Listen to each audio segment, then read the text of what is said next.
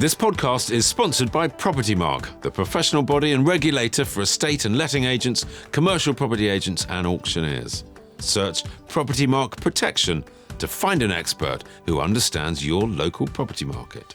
Hi everybody, welcome to episode 7, series 6 of the Move IQ Property Podcast. We are talking all things rental. And we are very lucky to have been joined by Maxine Fothergill, who runs things at Propertymark for Arla and generally is the font of all knowledge on things rental. Maxine, great to have you with us again. Thank you for joining our pod. I wanted to talk a little bit about questions that your Propertymark agents get frequently asked, and tenants, whether they've done it once or twice before or 5 times before. It seems I get asked an awful lot about the different points of the tenancy, particularly on the moving in. Let's start, if we can, with deposits, because that's something that's very much on a tenant's mind. They're paying it. Who are they paying it to? How do they get it back? Where does it sit in the meantime? Can they lose it? Let's just brainstorm, if we can, around that topic a bit, because it is a big one, isn't it? Yeah, it is. Yeah. Right. Well, deposits are very much a choice. You don't have to pay a deposit, and there are various different ways of doing a deposit. So there are zero deposits, so no deposit at all, or there are other types of deposits. Generally, though, I think most people would be still looking at the 5-week deposits. Yeah. And a deposit needs to be protected. So if you are paying a deposit, then the tenant would need to know that that money is actually being protected. The agent would be putting the money either into a custodial or an insured scheme. Custodial scheme is free to use and the agent doesn't actually hold on to the money, but in an insured scheme, then they will put the money into their client account and then they will pay a fee to make sure that that's actually protected and insured. And when it comes to, I'm sorry to sort of jump to the end of the tenancy, but when the term expires and the tenant's moving out, how do they be sure to get that deposit back? Okay, well, at the end of a tenancy, this comes down to the inventory and making sure there was a decent inventory in the first place. But at the checkout stage, you've got 10 days. So once the checkout is actually carried out, then the tenant is given, we've got 10 days to inform the tenant whether or not there's going to be any deductions. And it's 10 days of actually doesn't mean to say that they're going to get the money back within 10 days, because it's 10 days of actually informing them of what's going to be happening. Now, if there is a load of damage and dilapidation, it can take a lot longer than that to actually get prices back. So hence, that's why 10 days of like letting a tenant know. Generally, if there is money that's going to be coming back, the idea is that you'd be able to give that money back to the tenant as quickly as possible. Yeah. Or if there is going to be any deductions, then hold back what you need to hold back and then pay what you know you're not going to actually need to be using. So, but is it a process of discussion? It's not simply the landlord or the agent or the inventory clerk going, right, that's it, you're only getting half your deposit back. Is there a process? Yes, there is definitely a process. Good. Ideally, it's great when you've got a tenant there at the checkout stage, so that when the checkout is being carried out, then the tenant is fully aware if there is any damage, and so it can actually be discussed. Mm-hmm. And ideally that they will sign the checkout report. It's not always possible, and you know, in some cases the tenant's already moved on, so it isn't always possible, but it's good to have a good checkout report so that the tenant can actually see you know, what's been going on within the property, and if there is any discretions, then it's been carried out, and there's photos and there's everything else to actually the documentary evidence to support what the checkout report is actually saying. So to protect themselves, the tenant really needs to concentrate on what the inventory says on the way in before they move their stuff in, and go through that with a fine-tooth comb and accept it and sign it, and equally be there at the end, go through that report, accept it and sign it. And then they've kind of done all that they can. Whether they've looked after the property or damaged it or is up to them in the interim period. I think the one thing that we'd have the biggest problem with on checkout is cleanliness. And that is probably one of the biggest things where we have the most issues. And that is, how clean was it in the first place? Yes. And what is the perception of, being clean at the end? Now, I would always recommend to any of our agents that we have a professional clean in the first instance. On the way in? Yes. Yes, and therefore it's up to the tenant to have a professional clean on the way out. Absolutely. So my understanding is you've got to hand the property back in the same state that you received it. Yes. Subject to wear and tear if you've been there a long time. And it's things like ovens. It's if the oven has been professionally cleaned in the first place, and then when a tenant is moving out and they've just given it a quick wipe around and it's full of grease and dirt, then clearly that isn't a clean. What happens if it hasn't been professionally cleaned on the way in? Then if it hasn't been cleaned on the way in, then that should be noted on the inventory. So this is where, and if it's, and this is where a tenant's responsibility, check the oven and check the washing machine and all the other white goods, and to make sure that they're actually happy with the standard of cleanliness, because then it's not going to come back at them later on down the line when they actually come to check out. It's really difficult, isn't it? Because you move in and you go, well, the oven's not particularly clean, and you put that on the inventory.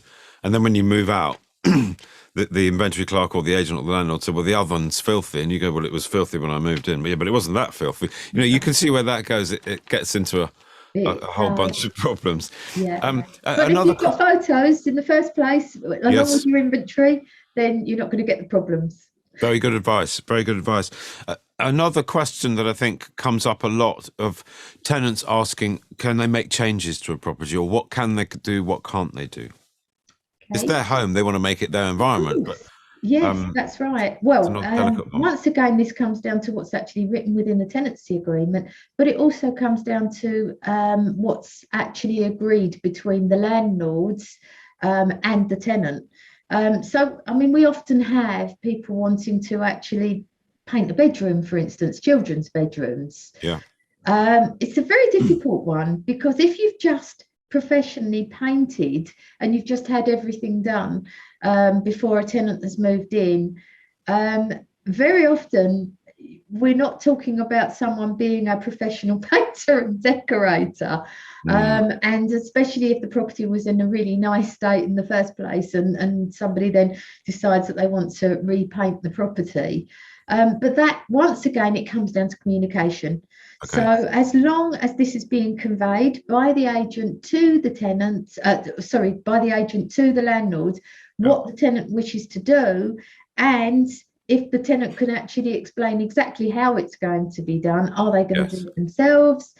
Well, I guess in that situation, if a tenant wants to paint pretty pictures on their children's bedrooms, that should be fine. But actually, equally, they may have to put it back to the way that they found it on the way out. And if it had just been professionally painted, it's going to have to be professionally painted again. Absolutely. And that's generally what we will find, that most landlords are quite amicable, if it's children's bedrooms, things like that, as long as it is actually turned back to the way it was before they leave. And so that's, once again, inventory. So communication and inventory. What about pets? That's another question that gets asked a lot. Can I have pets? And there's been some government chat about that as well, hasn't there? There certainly has, yes. The government have actually just changed their own standard model tenancy agreement to permit pets, and they're trying to actually push through in legislation to allow pets within properties. But that's in the government model. The government model, yes. For government-owned properties? No, which is actually quite interesting. I think before the changes to the tenant fee ban, our landlords were far more amicable about actually having pets in properties. And very often we would take a pet deposit fee, Yeah. which would cover things like defleeing and washing carpets and things like that.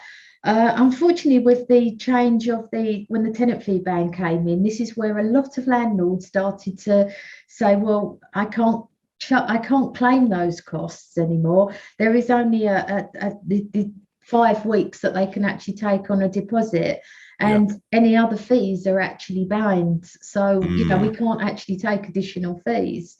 But the government have actually decided that this would be quite a good idea to bring in the pet legislation that they're trying to actually put through. It hasn't actually been enacted in legislation as yet. Right. So this is something that they're looking at. A story from my own. I am a landlord, and in the past, I've had tenants asking for pets, and previously, I was able to say, well, I'll have a couple of extra weeks deposit, but I also got a pet reference from where they had previously lived, and the landlord said absolutely fine. It's a small dog. It didn't cause any problem. There was no damage. Happy days. Move in. Well, I mean, I think this is one of the things that they're actually. It's not a given right. So even if this did actually go through in legislation, then there would have to be. The cat or dog would have to be microchipped. It would have to be vaccinated. It would have to be defleed and all of the other things. I personally, I think that this is going to be really difficult to actually the fleeing, the defleeing of things. And how could I actually tell also if it's got a microchip, because we don't have a reader? So I think it's going to be a difficult one to be able to kind of like monitor in any way. It's quite a hot topic, that one. So what we're saying essentially is one to watch. There is talk about changing it, but it hasn't gone through yet. It's not a right to have a pet. No, and in many cases, for instance, in a block of flats, that it will actually be within the lease that there's no pets allowed.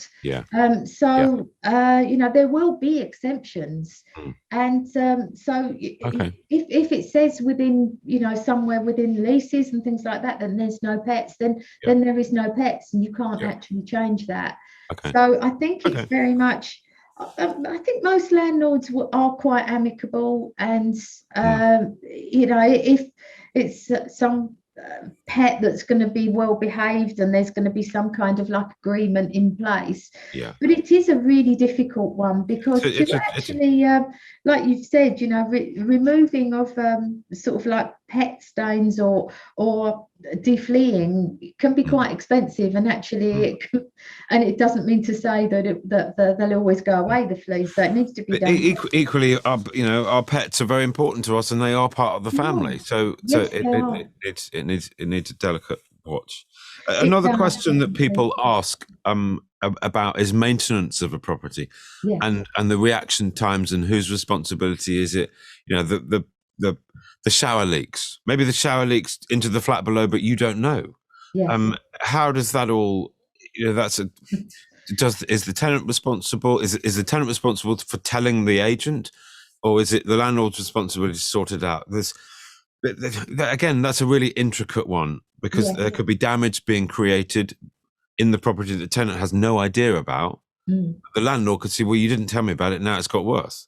So where do your agents sit with that? Well, flat leaks are very common, and it's obviously the tenant doesn't know until the person downstairs starts knocking on the door or going to the agent and saying, it's like your tenant above has actually created a problem with my ceiling or my flat. In flat leaks, generally it is slightly different, because then that would be down to the insurers and the excess costs as well. So there'd be an agreement. So between. But does the tenant have anything to worry about when there are maintenance issues? No. Well, that's water fine. leaks, things like that it happens. You can't actually change the water leaks are a common problem, and it's certainly not a tenant problem. And does the tenant have any redress when he or she actually rings the agent and says, look, we've got a leak, there's damage happening, please can you come and mend it. I know it has been difficult to get people on site through the last 18 months, but Yeah, does the tenant have any redress when it doesn't happen and it doesn't happen and it doesn't happen? Yeah, they do indeed. If the tenant doesn't get any kind of like action or redress, Yeah. then if they're using a Propertymark protected agent, then they can go to, we have a code of conduct. Okay. And for us, for our members, there is redress. Our members all have to actually adhere to the code of conduct. They have client protection money in place. They have to belong to an approved ombudsman. And so if we do get complaints about one of our members, then certainly that they would be investigated and looked into. The tenant also has the right to go to the local authority, to the environmental health officer within the local authority and ask for help as well. So there is ways for redress. Yeah, definitely. Fine. That's good. That's good. Final question, if I may, and I don't know much about it. I'm sure you do, but there's a lot of talk at the moment about changing rules on energy efficiency and what that means for, well, probably more so for landlords. Can you just give us a little bit about that? I know we're not kind of, we may not all have all the facts and information, but I know that's a changing field, isn't it? It is. It's proposed at the moment in 2025 that rental properties need to reach a C rating. Now, this is a proposal set by the government, and obviously we do need to be greener with our homes. Sure. And homes do create a lot of like carbon emissions. But this is actually going to be very, very expensive.